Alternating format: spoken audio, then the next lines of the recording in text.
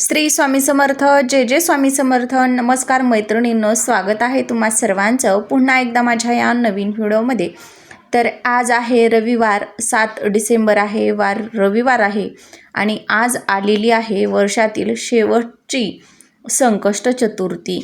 तर या संकष्ट चतुर्थीला विशेष असं महत्त्व दिलं जातं, कारण की पवित्र असा मार्गशीर्ष महिना सुरू आहे आणि मार्गशीर्ष महिन्यामधील संकष्ट चतुर्थी तसेच ही वर्षातील शेवटची संकष्ट चतुर्थी असल्यामुळं या दिवसाचं महत्त्व हे खूप अनन्यसाधारण आहे. यामुळं या चतुर्थीला एक वेगळंच महत्त्व दिलं जातं. गणपती बाप्पांना ही चतुर्थी समर्पित केलेली आहे आणि या दिवशी बरेच उपाय आणि सेवासुद्धा केल्या जातात. त्यासोबतच या संकष्ट चतुर्थीचं व्रत देखील केलं जातं आणि विधिवत त्यांची पूजा करून त्यांना त्यांच्या आवडीच्या वस्तू ज्या आहेत तर त्या अर्पण केल्या जातात. गणपती बाप्पांचा अभिषेक करून त्यांना त्यांच्या आवडीचे फूल म्हणजेच जास्वंदीचे फूल आणि गुळ खोबऱ्याचा नैवेद्य हा देखील अर्पण केला जातो. दुर्वा अर्पण केल्या जातात आणि संध्याकाळी चंद्राला अर्घ देऊन ओवाळून हा उपवास सोडला जातो. त्याचबरोबर या दिवशी आपण या सेवेबरोबर काही उपाय केले तर त्याचं देखील जे फळ आहे तर ते आपल्याला प्राप्त होत असतं असं म्हटलं जातं. कारण गणपती बाप्पा हे ज्ञानाचे बुद्धीचे देवता आहेत, त्यासोबतच ते विघ्नहर्तासुद्धा आहेत. म्हणून कोणत्याही पूजेची सुरुवात ही गणपती बाप्पांच्या पूजनानं केली जाते.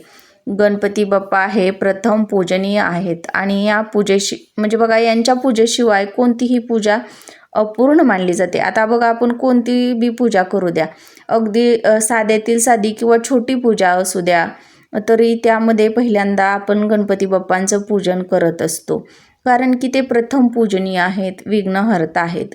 आपण जे पण शुभकार्य करतो बघा किंवा एखादं काम असेल तर ते निर्विघ्नपणे पार पडावं यासाठी आपण गणपती बाप्पांचं सुरुवातीला पूजन करायला हवं.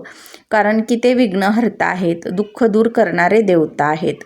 आणि गणपती बाप्पा हे अगदी लहान मुलांपासून मोठ्यांपर्यंत सर्वांचे लाडके देखील आहेत.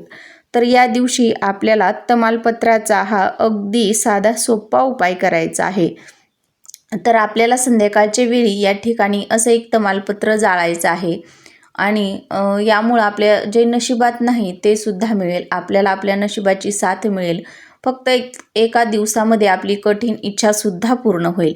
असा हा अतिशय प्रभावी उपाय जो आहे तर तो आज या व्हिडिओमध्ये आपण पाहणार आहोत. त्यामुळे तुम्ही हा व्हिडिओ कुठेही स्किप न करता शेवटपर्यंत नक्की पहा, म्हणजे तुम्हाला याविषयीची संपूर्ण माहिती मिळून जाईल.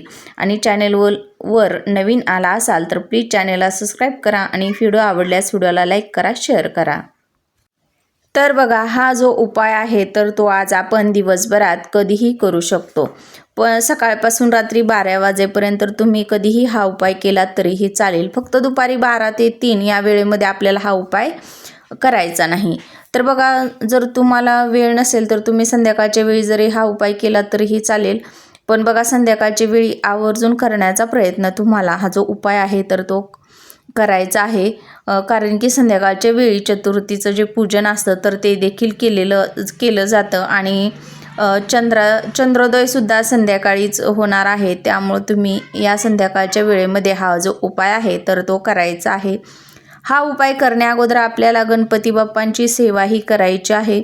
आता बघा, अभिषेक हे सर्व आपण सकाळी तर करतच असतो, त्यांना नैवेद्य हा अर्पण करत असतो आणि नंतरनं तुम्ही सकाळी जर हा उपाय करणार असाल तर ही सर्व सेवा करून झाल्यानंतरनं लगेच उपाय तुम्ही केला तरी चालेल किंवा संध्याकाळच्या वेळी केला तरी चालेल. बघा, आता संध्याकाळच्या वेळी करण्या अगोदर तुम्हाला तुमच्या देवघरामध्ये एक दिवा आणि धूपदीप अगरबत्ती प्रज्वलित करून घ्यायची आहे.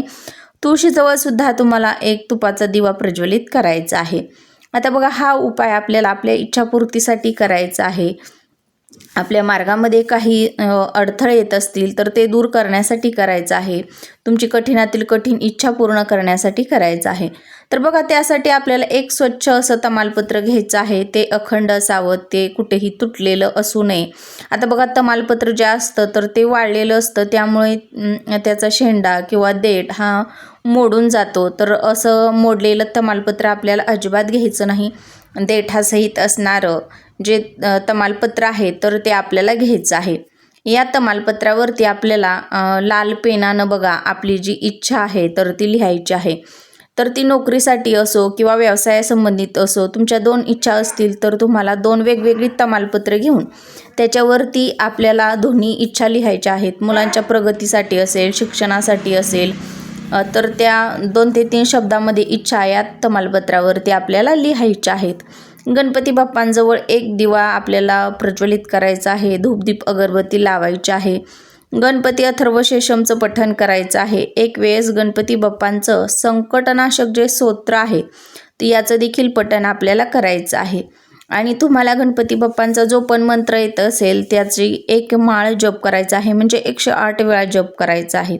आणि यानंतरनं हे इच्छा लिहिलेलं जे पान आहे तर ते आपण आपल्या उजव्या हातामध्ये घेऊन गणपती बाप्पांजवळ जो आपण दिवा प्रज्वलित केलेला आहे तर त्या दिव्यावरती आपली इच्छा बोलत हे पान जाळायचं आहे.